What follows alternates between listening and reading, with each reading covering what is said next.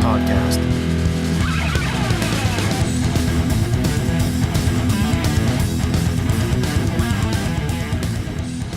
Hello and welcome to Brew Games, episode 5, titled Pumpkins in Flight.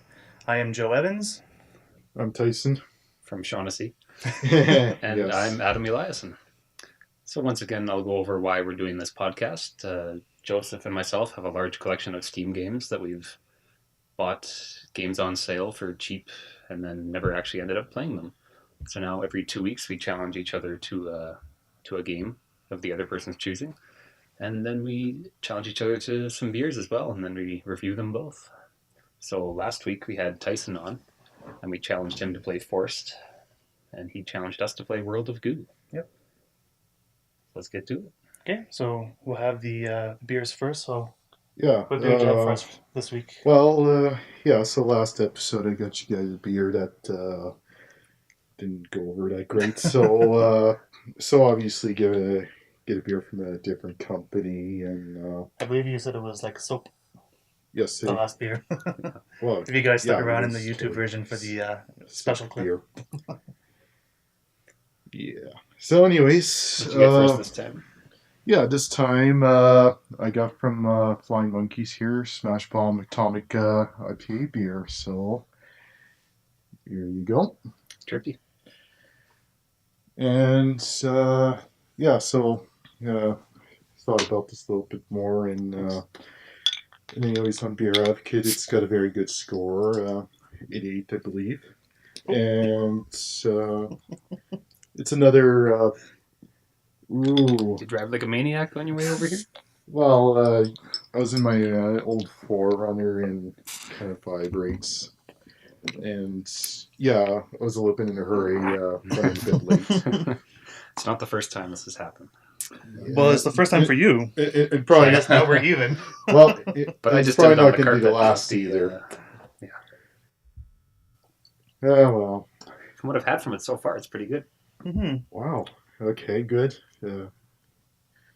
Yeah. So this Flying Monkeys, basically, they're a small brewing outfit, and they like to let you know that they're all not like the big corporate brewers, such. And basically, they're a small brewer and proud of it. And also, they're a little bit weird, as you can see from the bottle, and also if you look at their website, it's quite flamboyant. Well, I have 2 questions for you. Yeah. One, where are they from? Ontario. I know it's a big province, but somewhere in Ontario. So actually, I just looked at the back of the bottle. It's from Barrie, Ontario, which is pretty interesting for me because my family is actually from Aurelia, which is about half-hour drive away. And Barrie, of course, is about hour, maybe less now, north of Toronto. To give people perspective of where it's from. Yeah, of course, where it's relative position from the center of the universe. That's right. And my second question came from my cap here. Who died and made you Darth Vader? Obi-Wan Kenobi. Good answer. Yeah, that is a good answer. That's kind of like one of those hypothetical questions. Well, my cap didn't have a question, but it did want you to let us know that strap-on spelled backwards is no parts. Yeah, Interesting. everyone likes anagrams. I thought you were going to say everyone likes strap-on. Well, no. If that's your lifestyle, then yeah, I guess whatever turns you crank. But no, I'm not sure everyone likes strap-ons. Anyways, so enough about my weird ass beer. But yeah, Adam said he enjoyed it. And how about you, Joe? Yeah, it's very good. I've actually Quite drank citrusy. more than I thought I would Yeah. drink already. It is an IPA. It's meaning to be very hoppy, but it's not Not that overly, hoppy. no. No. They've chosen the right kind of hops for it to be high IBU, that it's not one of those ones that make you go like from all the high notes on the hops. Yeah. It's actually quite enjoyable. I would get it, absolutely. Yeah. Yeah. and I could see why it got a rating of 88 on Beer Advocate. It comes in 6-packs. That's how Tyson brought it. So Yeah, so plenty for everyone. it's not the one-offs that we're usually buying each other. Well, Okay. Thanks, Tyson. yeah. Right. One of the two is not bad, I suppose. Yep. Anyways, so This does make up for the For The the soap. ginger beer. Yeah. ginger This is soap beer. refreshing Soapiness. change of pace Yeah. from the last episode. Yeah. So Tyson, the beer I got for you is the Howe Sound Pumpkin Eater. It's from Howe Sound Brewing in BC. I know every beer I seem to get for this show is from BC. So far, yep. Mm. So Howe Sound was, I'll just start pouring here while I talk about it. Okay. It's a nice big Thank you. 1 liter bottle. They're made in, the brewery started in 1980 by 2 people on Horseshoe Bay.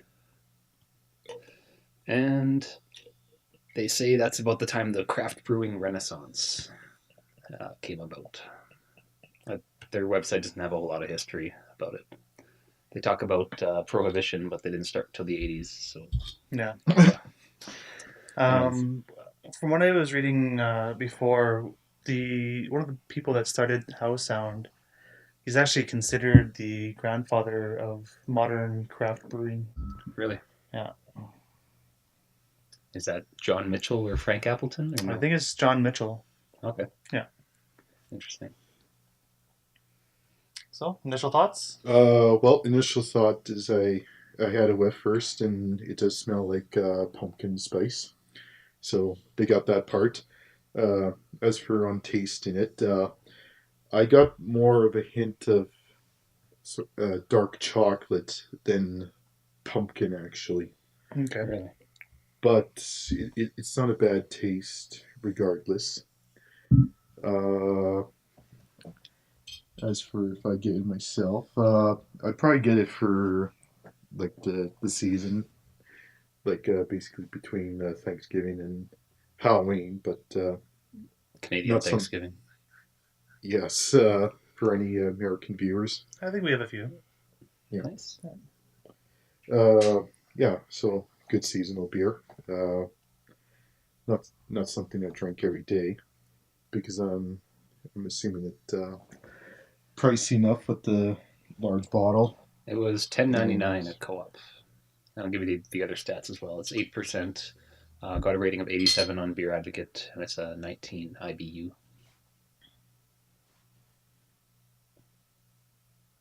So 1 liter at 8% is really gonna feel that after. Yeah. But for $10.99, I mean, that's a pretty decent value. Yeah, it is. If you consider the other bottles we've been getting that were not quite as large, were about the same price.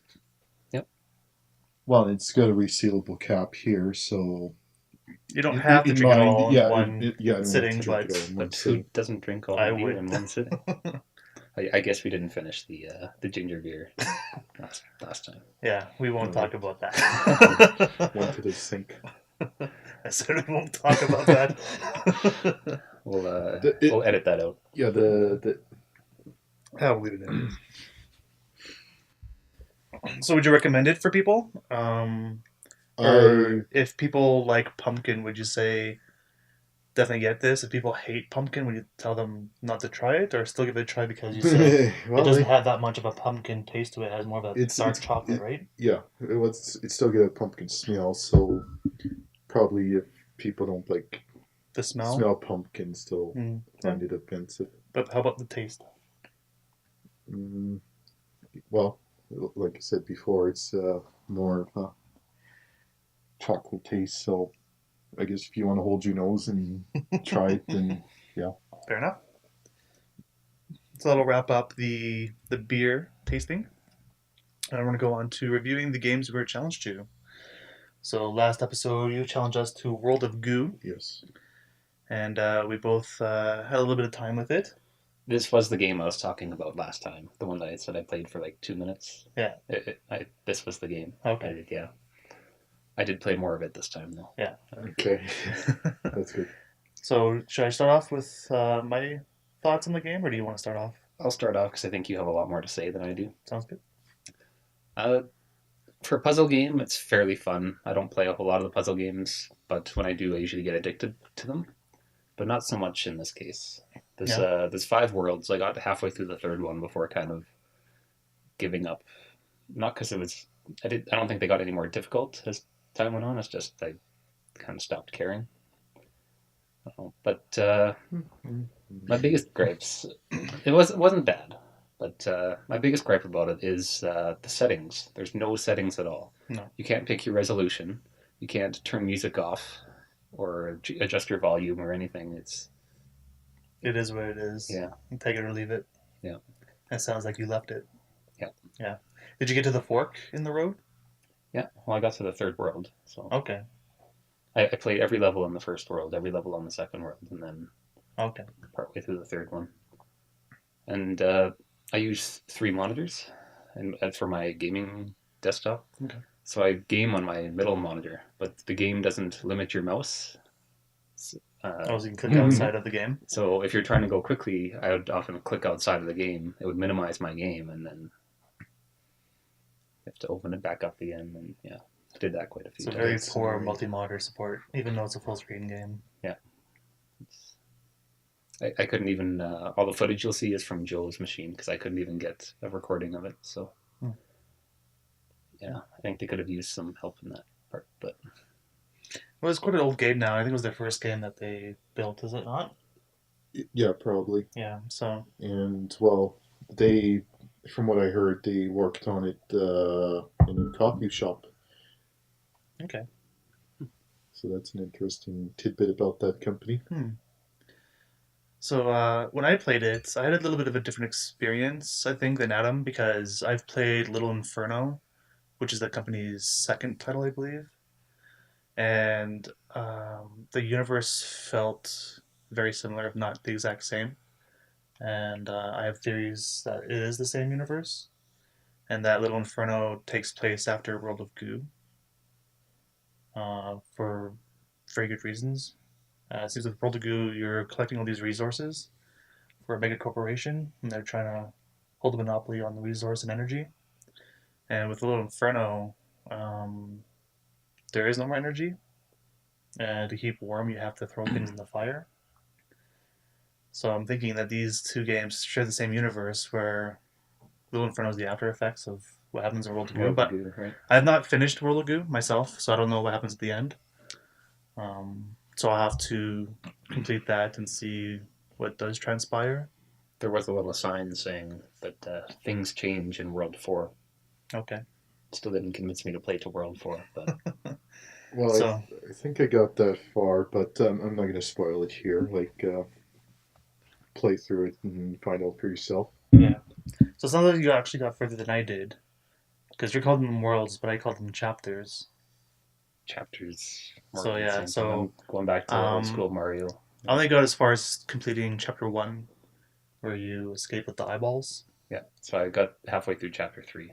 Okay. World 3, chapter 3. Fair enough. So you probably won't go back to it? You've had enough of it? I probably am not going back. Yeah. If you're a big puzzle person, you'll probably like it. Me, not so much, but I'll be going back just because I want to see if my theories are correct. nice. Well, let me know. Okay, so that'll wrap it up for World of Goo. Now, the game that we challenged you to last week was Force. Yeah, so Force is a game where you're born and bred to be a gladiator. You have no choice but to be a gladiator, and basically when you hit adulthood, you get thrown into the gladiator world, and you either fight your way through it or die. So you start off. It drops you in the world naked, and then you go to first door, and you're presented 4 weapons. I'm not going to go into detail what the weapons are. Play it and find out for yourself.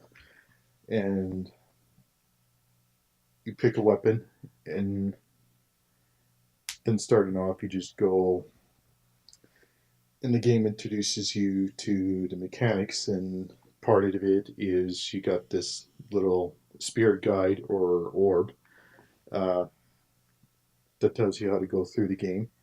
Just like the And gladiators of old. well, probably not unless they're taking some sort of funny drugs. So, and then this orb isn't just some annoying speech bubble. You actually use it to help you get through the level. Uh, Basically, helps you get power ups, and in most cases, it allows you to advance through the stage. So you do have to use your little orb buddy, I guess. So is the whole game, are you in like a gladiator ring? In like the same level every time? Or? No, it's different levels, and each level has a different theme or puzzle to it. So yeah, with this game, it's an indie game, and it's also this is something some people might get turned off by, and something other people like. It's quite a challenging game. Uh, I was only able to get through the first level, and it's not like other games where you can set the difficulty, or there's a persistence mode where if you're struggling with it, it says yeah, just keep going. Like with this game, if it's too hard, too bad. Right. Just just we'll play through it. Uh, like uh, like with the game, I find if you try a different weapon, it's easier to play the level and try different strategies and Not a So lot of games are like that anymore. yeah, Usually games you can even change the difficulty midway through your game if you're stuck. So, yeah, or it'll ramp down yeah. based on your ability to clear yeah. the enemies. Do you think this game was that difficult because you were playing solo and it would have helped to have more people? Or do you think It's having more people would have made the it's hard enemies even more to difficult, like Diablo? it's hard to say. Like I obviously haven't tried it yet with anyone. Uh, We didn't get to play so the multiplayer. So. Yeah. yeah, well, maybe some other time. But yeah, I'm not sure if the extra help with if it's the same difficulty and same amount of enemies, or if it scales it up based on how many people are there. Hmm. But anyways, despite all that, I would recommend it. It is a good game, and it's got decent graphics. Uh, Found with the music, it wasn't that memorable, so I guess maybe could have used a little work there. Uh, That's one thing World but of Goo actually did pretty well. They had a The music? cool soundtrack. Yeah. Even though you couldn't turn it off. well, always a volume button, Adam. Yeah, but I wanted to watch an episode of The Simpsons or something in one of my other monitors. Trying to multitask? No, trying to multitask. That's what I do with Civ all the time. I thought you were going to say that you wanted to change the soundtrack for Danger Zone. Right into the danger zone. So, yeah, I'd recommend the game, and unless you're one of these casual or softcore gamers that will get put off by The difficulty? difficulty or challenge. Yeah, so I would recommend it. Awesome. Interesting. I definitely want to try it now. How Yeah. about you? Yeah. Yeah? Should all play it together. Yeah. Probably. Try and get a 3-player game going on. Yeah. And we still have extra copies, right? We do. So if you want to be a fourth and play with us, Send us an email. Yeah. Gift you a copy on Steam. brewsandgames@gmail.com. Or you can tweet us at brewsandgames. Sure. Yeah.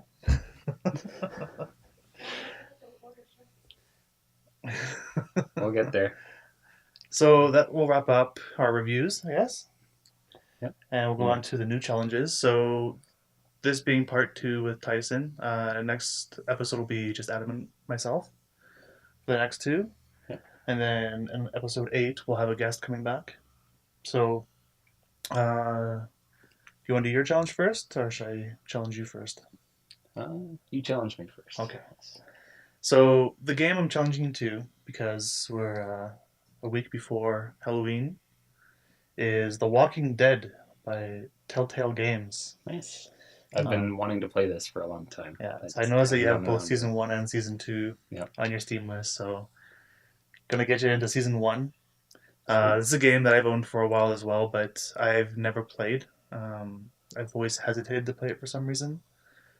But when Telltale came out with Wolf Among Us, I jumped in that game and I couldn't stop playing. I actually watched 2 or 3 different YouTubers play through the game as well, Really? just to see what decisions they would make. So I think it'd be really fun to see you play Walking Dead, as it's supposed to be the same kind of gameplay and storyline driven kind of stuff.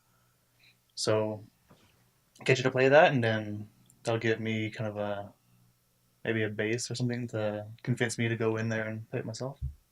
Great. I look forward to it. Awesome. It's actually already installed. I have an SSD, so I don't have a lot of games installed, But that one is. but that one is Yeah. because I really want to play it. Now you have no excuse. Yeah. That's right. For your game, I had 2 that I was waffling on, and so I decided it would be whether you liked World of Goo or not. Okay. So give me a definitive answer. Did you like World of Goo or not? I'm going to say mostly yes. Yes. Okay. Yeah. So the 2 games I had, one I really liked, one I really didn't. I figured if you really liked World of Goo, I'd do 1 week of you with the game I didn't like, and then next week can be Okay. the game I did like. So in that case, I'm going to give you a game that I did not particularly enjoy. Okay. That's Max Payne 3. Okay.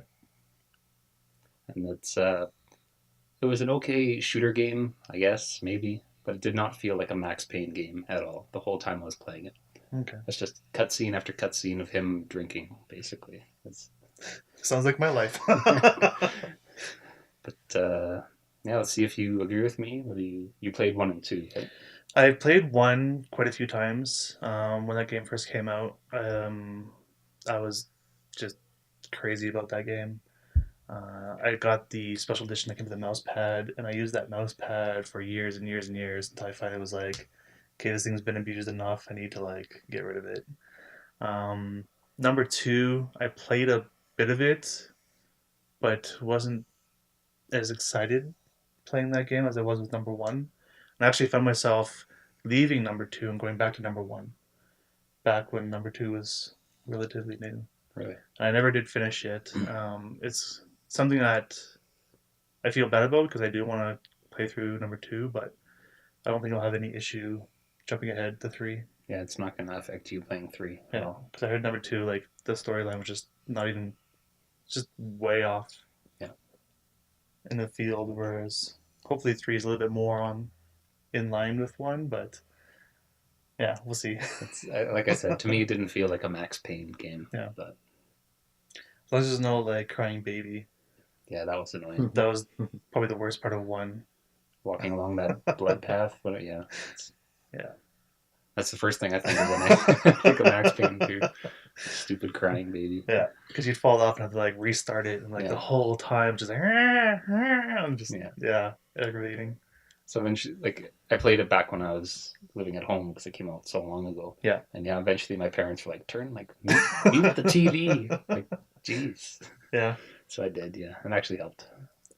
Yeah. Because you don't need sound for that level, right?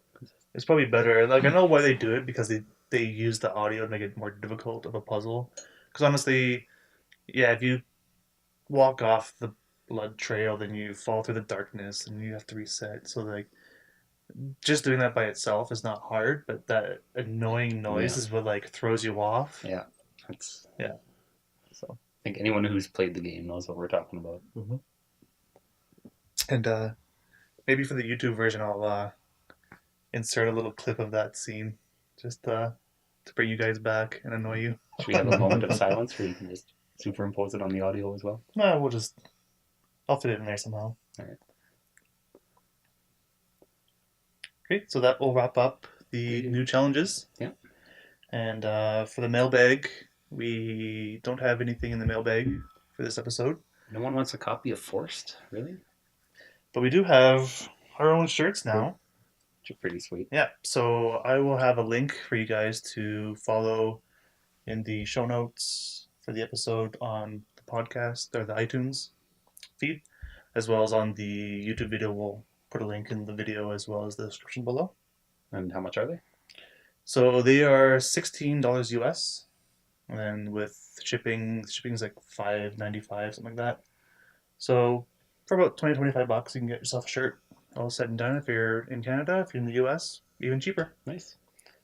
So, yeah, that about wraps it up, I think. I think so. We'll need you to grab another beer here. We thought ahead this Yeah, you time. didn't pace. You're the one that didn't pace yourself this time. At least I get a little bit left. Turn off. I did turn off. We probably missed the whole t-shirt thing. Want to go turn that on? I'll pour this. Or... Not gonna do Yeah, you should go turn it.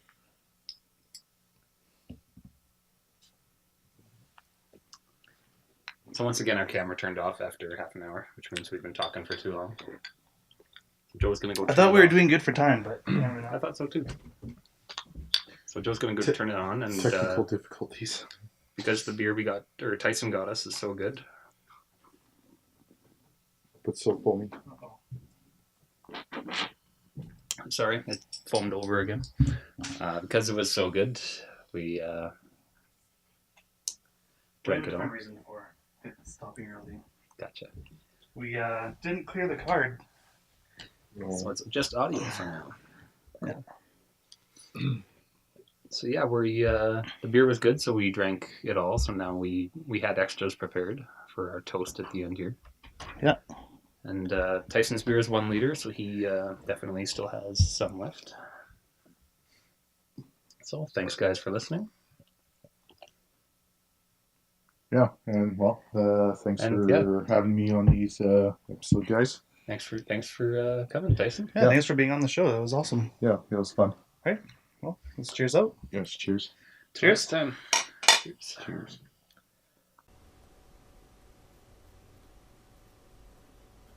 Go ahead. It's recording. So, here's a bonus review on the pumpkin eater beer. Tastes like chocolate.